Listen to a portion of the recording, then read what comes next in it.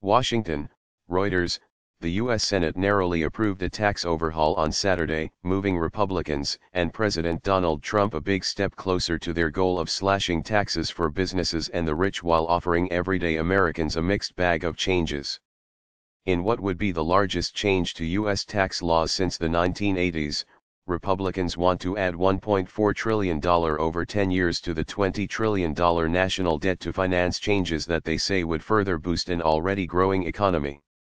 We are one step closer to delivering massive tax cuts for working families across America, Trump said in an early morning tweet. U.S. stock markets have rallied for months in the hope that Washington would provide significant tax cuts for corporations. Celebrating their Senate victory, Republican leaders predicted the tax cuts would encourage U.S. companies to invest more and boost economic growth. We have an opportunity now to make America more competitive, to keep jobs from being shipped offshore and to provide substantial relief to the middle class, said Mitch McConnell, the Republican leader in the Senate. The Senate approved their bill in a 51-49 vote, with Democrats complaining that last-minute amendments to win over skeptical Republicans were poorly drafted and vulnerable to being gamed later by lawyers and accountants in the tax avoidance industry. Republicans have managed to take a bad bill and make it worse, said Senate Democratic leader Chuck Schumer. Under the cover of darkness and with the aid of haste, a flurry of last-minute changes will stuff even more money into the pockets of the wealthy and the biggest corporations. No Democrats voted for the bill, but they were unable to block it because Republicans hold a 52-48 Senate majority. Talks will begin, likely next week, between the Senate and the House of Representatives, which has already approved its own tax bill. Trump wants that to happen before the end of the year, allowing him and his Republicans to score their first major legislative achievement of 2017, despite controlling the White House, the Senate, and the House since he took office in January. Republicans failed in their efforts to repeal the Obamacare healthcare law over the summer, and Trump trademark's presidency has been hit by White House infighting and by a federal investigation into possible collusion last year between his election campaign team and Russian officials. The tax overhaul is seen by Trump and Republicans as crucial to their prospects at midterm elections in November 2018, when they will have to defend their majorities in Congress. In a legislative battle that moved so fast, a final draft of the bill was unavailable to the public until just hours before the vote. Democrats slammed the proposed tax cuts as a giveaway to businesses and the rich financed with billions of dollars in taxpayer debt. The framework for both the Senate and House bills was developed in secret over a few months by a half-dozen Republican congressional leaders and Trump advisors, with little input from the party trademark's rank and file and none from Democrats.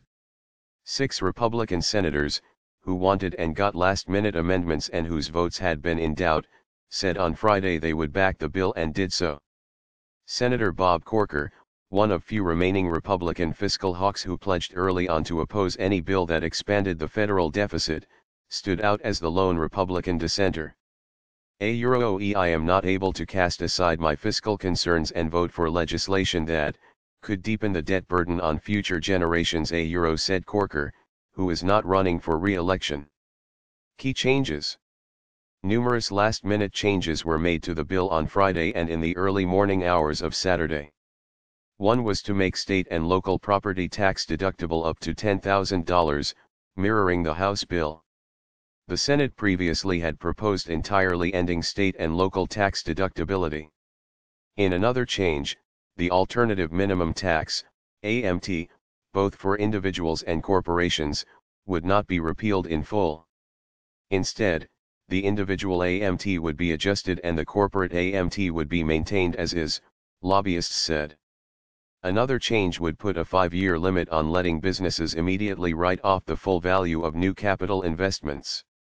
That would phase out over 4 years starting in year 6, rather than be permanent as initially proposed.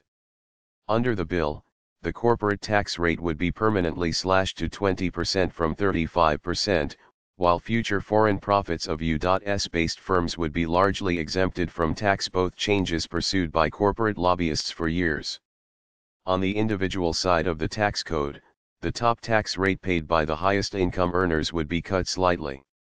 The Tax Policy Center, a nonpartisan think tank, analyzed an earlier but broadly similar version of the bill passed by the Senate Tax Committee on November 16 and found it would reduce taxes for all income groups in 2019 and 2025, with the largest average tax cuts going to the highest income Americans.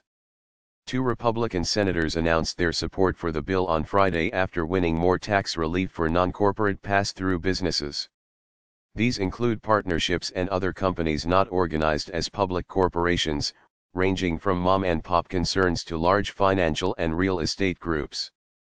The bill now features a 23% tax deduction for such business owners, up from the original 17.4%. Democratic Senator Richard Blumenthal said Trump controls more than 500 pass-through companies that will directly benefit. So the president may be celebrating, but most Americans will rue this day, Blumenthal said. The Senate bill would gut a section of Obamacare by repealing a fee paid by some Americans who do not buy health insurance, a step critics said would undermine the Obamacare system and raise insurance premiums for the sick and the old. Senator Susan Collins, a moderate Republican, said she obtained commitments from Republican leaders that steps would be taken later in separate legislation to minimize the impact of the repeal of the individual mandate fee.